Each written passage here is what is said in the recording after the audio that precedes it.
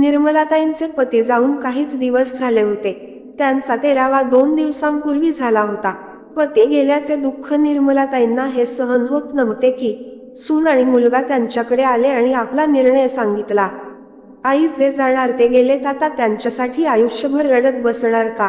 उठा इथून आणि कामाला जा, घरातील सर्व रेशन पाणी संपले आहे. कनकने सासू निर्मलाताईंच्या हाताला धरून घराबाहेर ढकलून दिले आणि 2 कोरड्या भाकऱ्या बांधून तिच्या हातात दिल्या आणि म्हणाली, घे म्हातारे, भूक लागली तर खा, पण कामाला जा. पण निर्मलाताई आपल्या सुनेसमोर भीक मागत म्हणाल्या, सुनबाई, आता माझ्याने काम होत नाही आणि लोक काय म्हणतील की नवरा सोडून 10 दिवस झाले नाहीत आणि ही बाई बाहेर फिरत आहे. हे पहा सासूबाई, लोक काय म्हणतात मला त्याची पर्वा नाही. समजलं का? आम्हाला पैशाशी महत्व आहे, नाहीतर मी तुझ्या सासूच बोचक उचलून तिला बाहेर फेकून देईन. निर्मलाताई हात जोडून म्हणाल्या, बेटा बघ, तुझी बायको काय बोलते समजावून सांग तिला. ती काय बोलत आहे? ती जे बोलत आहे ते बरोबर आहे. आई, आता तू घरी बसून राहणार आहेस का? तुमचा खर्च मी कुठून उचलणार? म्हणूनच कनक काय म्हणते ते ऐकून घेतलेले बरे होईल, नाहीतर ती तुमच्यासोबत काय करेल हे मला माहीत नाही. मग माझ्याकडे तक्रार करू नका, मी याबद्दल काहीही करू शकणार नाही. आपल्या मुलाचे स्पष्ट उत्तर ऐकून निर्मलाताईंचे डोळे भरून आले. ओल्या डोळ्यांनी तिने 2 कोरड्या चपात्या साडीच्या पल्लूमध्ये बांधल्या आणि ती आपल्या कामाला निघून गेली. आजूबाजूच्या महिलाही निर्मलाताईंकडे दयाळू नजरेने पाहत होत्या आणि तिच्या मुलाला, तिच्या सुनेला शिव्याशाप देत होत्या. बिचारी निर्मलाताई शांतपणे डोके टेकवून ओल्या डोळ्यांनी निघून गेल्या. वेळ निघून गेली. एके दिवशी रवी आपल्या मित्रासोबत काही कामासाठी त्याच ठिकाणी पोहोचला जिथे निर्मलाताई काम करत होत्या. आपल्या मुलाला समोर पाहून अचानक त्यांच्या चेहऱ्यावर हसू उमटले आणि तोंडातून एक शब्द बाहेर पडला, बेटा तू इथे आहेस का? आईला बघून रवीला आश्चर्य वाटले. मित्रासमोर आईने हाक मारल्यामुळे त्याला आईची लाज वाटू लागली. निर्लज्जपणे मित्रांसमोर म्हणाला, कोण बेटा, कोणाचा मुलगा? तुझी स्थिती बघ आणि माझा पोशाख बघ. तुला मी तुझा मुलगा वाटतो का? मला स्वतःचा मुलगा समजू नका. माहित नाही कुठून कुठून भीक मागायला येतात. हे बोलून तो मित्रांसोबत हसायला लागला. तू निघून जा आता इथून, किती दुर्गंधी येत आहे. निर्मलाताई हात जोडून म्हणाल्या, मला माफ कर बेटा, कदाचित हे म्हातारे डोळे फसले असतील. असे म्हणत तिच्या डोळ्यात पाणी आले. ती बाहेर आली आणि ढसाढसा रडायला लागली. संध्याकाळी निर्मलाताई घरी पोहोचली तेव्हा सून आणि मुलगा दोन्हीही तिच्यावर चिडले. सासूबाई, तुम्हाला यांच्या मित्रांच्या समोर जाऊन बेटा हाक मारायची काय गरज होती? ऑफिसच्या मित्रांसमोर त्यांची इज्जत घालवली. मित्रांसमोर बिचारे किती लाजिरवाणे झालेत. निर्मलाताई म्हणाल्या, सुनबाई, थोडी तरी लाज बाळग. काय बोलतेस? माझी नाही तर किमान आजी सासूचा तरी आदर कर. कनक म्हणाली, आई, कोणत्या इज्जतीबद्दल बोलत आहेस? तुमचे 2 पैशांची इज्जत नाही आणि इज्जतीबद्दल बोलता? तेवढ्यात जोरदार थप्पड कनकच्या गालावर पडली आणि कनक जवळच असलेल्या सोफ्यावर पडली. आजी, माझ्या कनकवर हात उगारायची हिंमत कशी झाली? ती गरोदर आहे हे तुला माहित नाही? म्हातारपणे तू सर्व चालीरीती विसरली आहेस की तुझी शक्ती गेली आहेस? घरी बसून खूप चरबी आली तुम्हा दोघा म्हातारींना. मग दुसरी थप्पड नातवाच्या गालावर पडली आणि आजी म्हणाली, आता तू मला शिष्टाचार शिकवशील, लोकांशी कसे वागावे? खबरदार, जर तुम्ही दोघांनी मिळून माझ्या सुनेला त्रास द्यायचा प्रयत्न केलात तर. अरे जरा तरी लाज बाळगा. बाप जाऊन 10 दिवस पण नाही झालेत आणि आईला बाहेर काम करण्यासाठी पाठवतोस. अरे तुम्हा दोघांना काय वाटेल? या म्हाताऱ्या हाडांमध्ये अजिबात ताकद नाही. तेवढ्यात मुलगा म्हणाला, आजी, आता बाबाही नाहीत, मग तू काय करशील आता? मी पाहिजे ते करीन, आता मी कोणाला घाबरत नाही. मुलगा अजूनही निर्लज्जपणाच्या सर्व मर्यादा ओलांडून म्हणत होता, कनक, तू बरोबर बोलत होतीस. या 2 म्हाताऱ्यांचं काहीतरी केलं पाहिजे. त्यानंतर अचानक घरी पोहोचलेल्या पोलीस हवालदार आणि महिला कॉन्स्टेबलला पाहून दोघांचेही डोळे भीतीने मोठे झाले. तुमच्यापैकी रवी आणि कनक कोण आहेत? तुम्ही कैलासजींचा मुलगा आणि सून आहात का? मुलगा आणि सुनेने हो म्हणून घाबरून मान हलवली. पोलिसांनी दोघांचीही चांगलीच खबर घेतली. खूप चरबी आली आहे. वृद्धापकाळात आजी आणि आईला त्रास देताना तुम्हा दोघांनाही लाज वाटत नाही? तुमच्या आईने तुमच्या विरोधात तक्रार लिहिली आहे. रवी आणि कनकने आजीकडे आश्चर्याने पाहिले. त्यांनी स्वप्नातही विचार केला नव्हता की आजी आणि आई असे पाऊल उचलू शकतात. विनवणी करताना दोघेही निर्मलाताईंच्या पाया पडले. मला माफ कर आई, माझ्याकडून खूप मोठी चूक झाली. आई, तुला काय वाटते तुझ्या सुनेने तुझ्या नातवाला तुरुंगात जन्म दिला पाहिजे, तू तिला असे दिवस दाखवशील का? निर्मलाताईंचे मन एकदाचे विरघळले होते, पण सासूबाईंकडे पाहिल्यावर त्या दृढ निश्चयाने म्हणाल्या, तुझ्या मुलाला स्वबळावर जन्म दे आणि तू विसरलास का? मी पण तुझ्यासमोर खूप रडले होते, पण तुम्ही दोघांनीही माझं ऐकलं नाही. हे सांगताना निर्मलाताईंचे डोळे भरून आले आणि त्यांच्यासमोर त्यांच्या पतीचा असहाय्य चेहरा डोळ्यासमोर आला होता. त्यांच्या डोळ्यासमोर एखाद्या चित्रपटासारखे फिरू लागले. जेव्हा त्यांना रुग्णालयात दाखल करण्यात आले आणि निर्मलाताई त्यांच्या नवऱ्याच्या उपचारासाठी मुलाकडे भीक मागत होती, तेव्हा मुलगा म्हणाला, आई, तुला एक गोष्ट सांगू, वाईट वाटून घेऊ नको, पण बाबांसाठी जास्त पैसे खर्च करण्यात अर्थ नाही. सगळे प्रयत्न वाया जातील तसे डॉक्टरनी पण सांगितले. यांचे जगण्याची शाश्वती कमी आहे. तू माझ्यापेक्षा वयाने मोठी आहेस. भावनिक नाही, प्रॅक्टिकली विचार करा. तुझ्यासाठी जे काही करायचं होतं ते आम्ही केलं नाही का? आता आमचंही कुटुंब असणार आहे. घरात पैशाचे झाड आहे असे नाही जे आता संपेल, मग पुढच्या हंगामात येईल. रवी निर्मलाताईंना सांगतो. निर्मलाताई क्षणभर चकित झाली. मग हॉस्पिटलच्या बेडवर पडलेल्या तिच्या नवऱ्याकडे बघून ती तिच्या मुलाला म्हणाली, मला एक गोष्ट सांग रवी, जेव्हा तुझा जन्म होणार होता तेव्हा माझी तब्येत खूप खराब होती. मला चिकुनगुनिया झाला होता. तुझा जन्म झाला तेव्हा फक्त काही तासांनंतर डॉक्टरांनी सांगितले होते की हे मूल जास्त काळ जगू शकत नाही. जास्तीत जास्त 1 दिवस 2 दिवस जगेल आणि जरी तो जिवंत राहिला तरी अबनॉर्मल होईल. तुम्ही लोकांनी उपचार करून घेतले तर किती पैसे खर्च होतील आणि त्याची गरज नाही. हे ऐकून रवी म्हणाला, मग तुम्ही लोकांनी ठरवलं असेल की माझी ट्रीटमेंट करायची नाही. निर्मलाताई हसल्या आणि म्हणाल्या, बेटा, आमच्या नातेवाईकांनी तुझ्या वडिलांना खूप समजावले की काही हरकत नाही. देवाची इच्छा असल्यास तो लवकरच दुसरे मूल देईल. तेव्हा तुझे वडील म्हणाले की देणाऱ्याने दिले आहे, तेव्हा त्याची काळजी घेण्याची जबाबदारी आमची आहे. त्यांनी सर्वस्व पणाला लावले. तुझ्या आजोबांनी दिलेले घरही त्यांनी विकले होते कारण तुला गमवायचे नव्हते. माहीत आहे का, त्याचं तुझ्यावर खूप प्रेम होतं. आम्ही कधीही तुला ओझं समजलं नाही, जे आज तू आम्हाला समजत आहेस. रवी रागाने म्हणाला, आई, प्रत्येकाचे नशीब माझ्यासारखे नसते.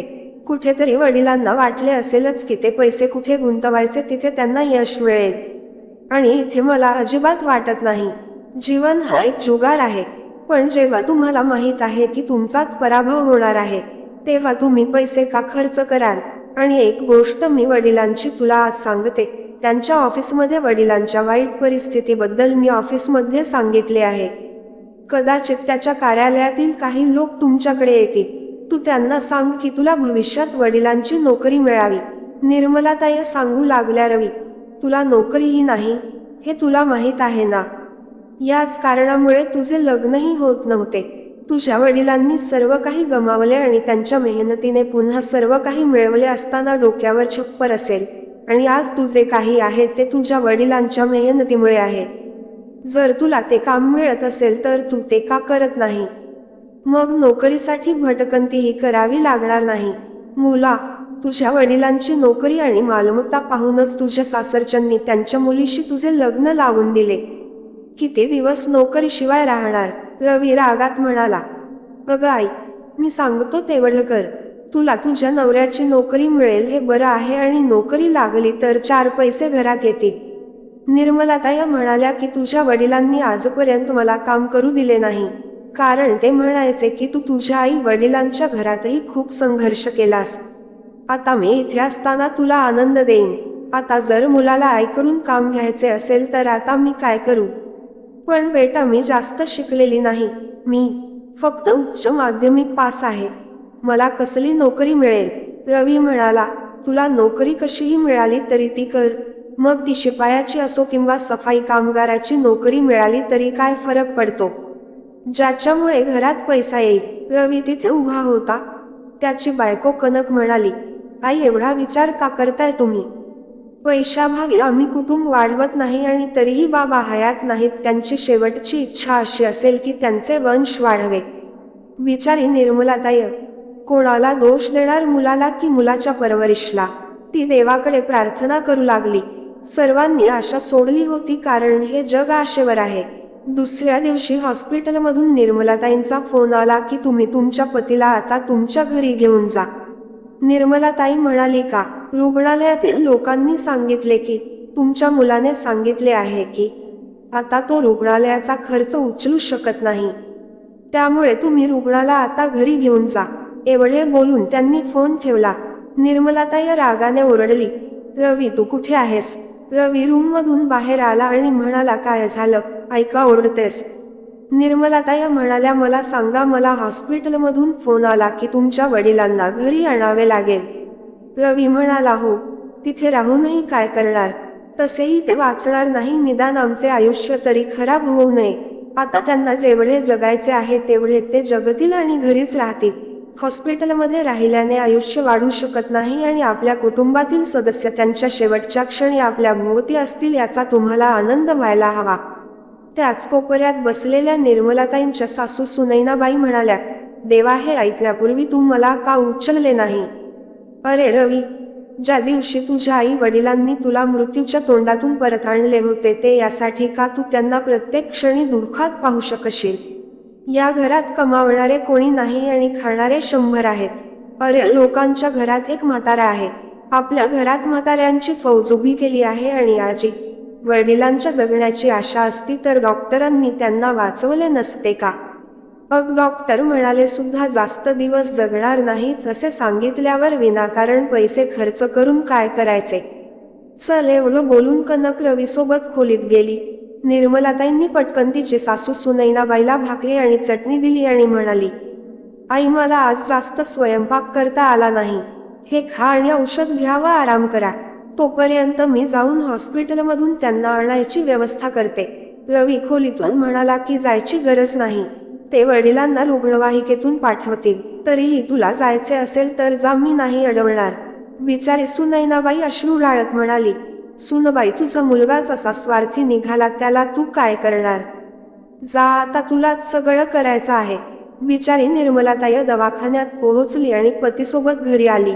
ती येताच कनक म्हणाली, आई, आम्ही बाबा आणि तुमची राहण्याची व्यवस्था आपल्या घराच्या बाहेर ती एक खोली आहे ना, तिथे केली आहे. कारण बाबा घरात राहिले तर औषधांचा वास येईल. मग तुम्ही माझी अवस्था पाहताय, मला त्रास होतो. त्यांना पाहण्यासाठी लोक पुन्हा पुन्हा येतील, मग घरात येण्याची काय गरज आहे? बाहेरच्या खोलीतच ते राहतील. निर्मलाताई थकलेल्या डोळ्यांनी आपल्या सुनेकडे पाहत म्हणाल्या, सुनबाई, काय चांगलं आणि काय वाईट ते तुम्ही लोक ठरवा. देव पाहतोय, त्याला जे योग्य वाटेल तो तेच करतो.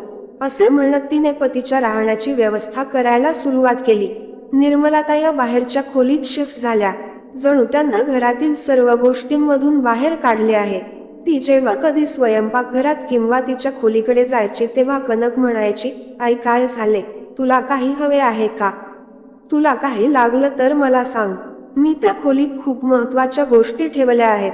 निर्मलाताई तिथून शांतपणे निघून गेल्या, जणू काही त्या स्वतःच्या घरात नसून दुसऱ्याच्या घरात राहत होत्या. एके दिवशी तिच्या नवऱ्याच्या ऑफिसमधून काही लोक तिच्याशी बोलायला आले.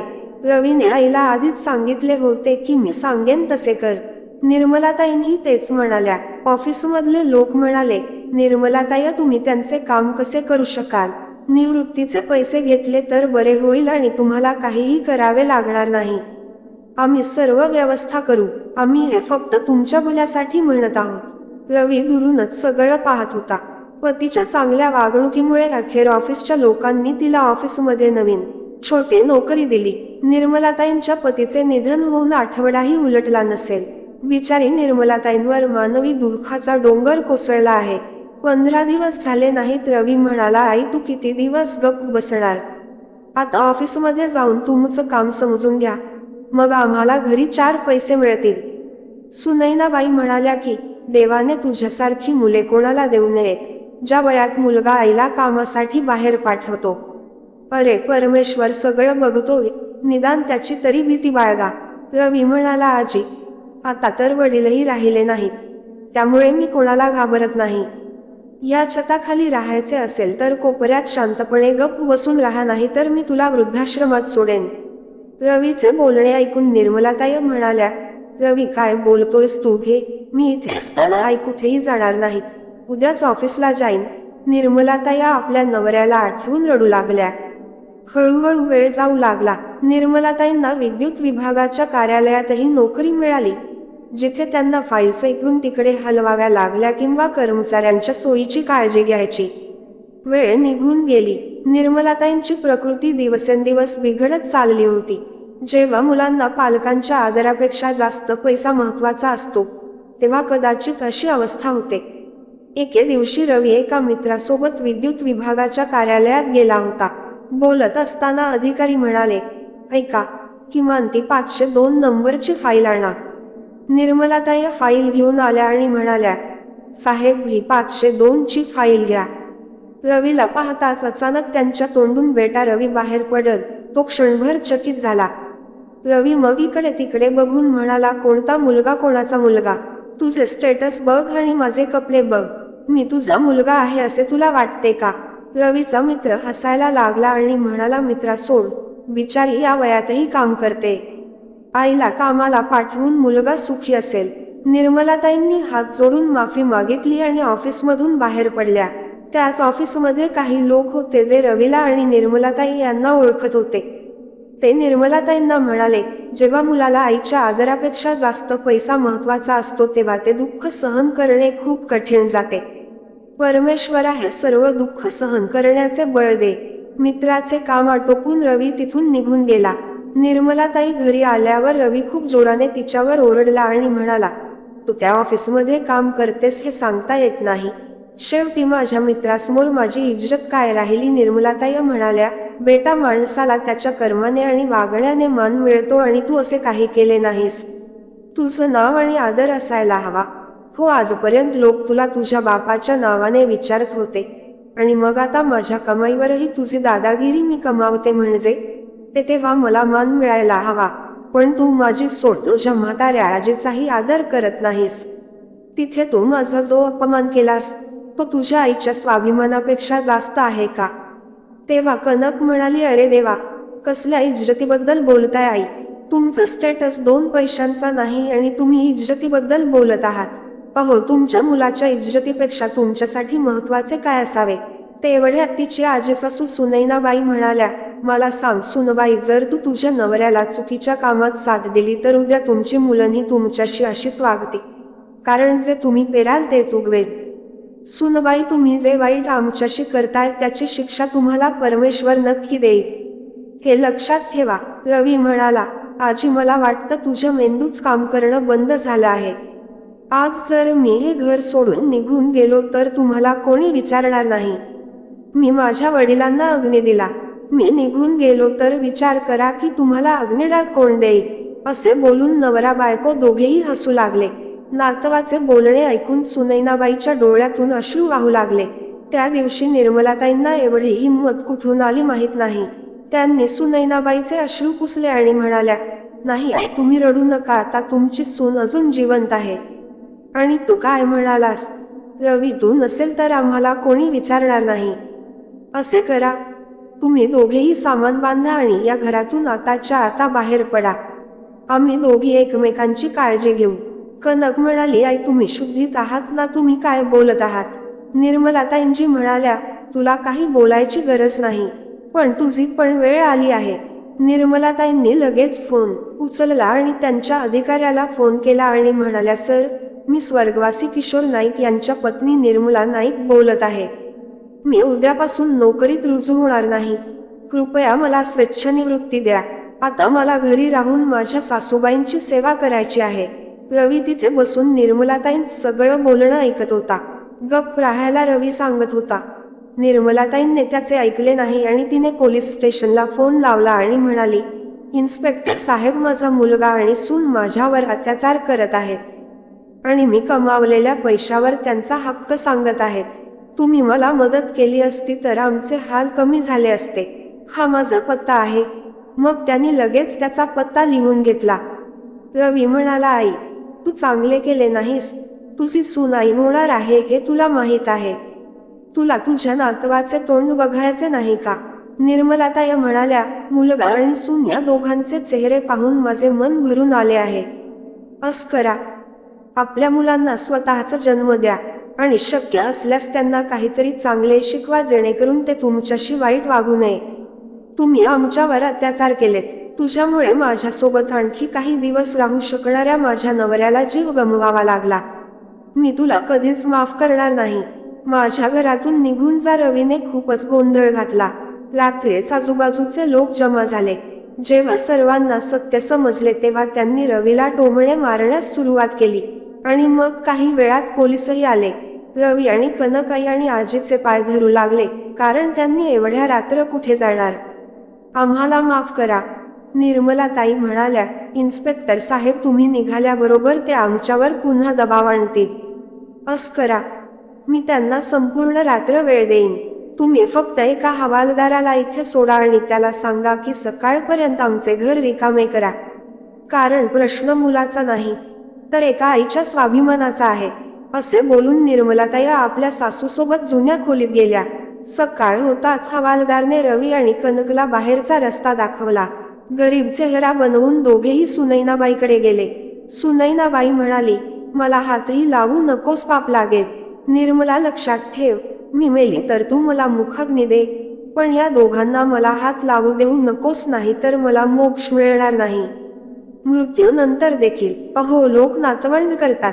लोक नातू नातू म्हणून ओरडत असतात. मी म्हणते, अशा नातवापेक्षा नात असती तर तिने आमची काळजी घेतली असती. निदान माझ्या मुलाची आणि सुनेची ही अवस्था झाली नसती. शेवटी निर्मलाताईंच्या स्वाभिमानाचा विजय झाला. त्यांनी स्वेच्छानिवृत्ती घेतली. सर्व पैसे बँकेत जमा केले. आता कुठलाही हितसंबंध आला तरी ती स्वतःची आणि सासूबाईंची काळजी घेते. तिने आपली सर्व संपत्ती त्या म्हाताऱ्या लोकांना दिली, ज्यांच्या सुना आणि मुलं त्यांना वाईट वागणूक देतात. मित्रांनो, स्त्रीचे वय काहीही असो, जर ती तिचा स्वाभिमान वाचवण्यासाठी आली तर ती कठोर पावले उचलू शकते. तिला कमकुवत समजण्याची चूक कधीही करू नका, कारण आई कधीच कमकुवत नसते. तिच्यात ती शक्ती भरलेली असते की ती जे ठरवते ते पूर्ण करूनच ती मरते. तर मित्रांनो, तुम्हीच सांगा की निर्मलाताईंनी त्यांच्या नालायक मुलासोबत आणि सुनेसोबत जे केले त्यांचा निर्णय योग्य होता की अयोग्य? तर मग मैत्रिणींनो आणि मित्रांनो, तुम्हाला आपली आजची स्टोरी कशी वाटली कमेंट बॉक्समध्ये नक्की कळवा. आणि आवडली असेल तर व्हिडिओला लाईक, शेअर आणि जे नवीन आहेत ते चॅनलला सबस्क्राईब करायला विसरू नका. धन्यवाद.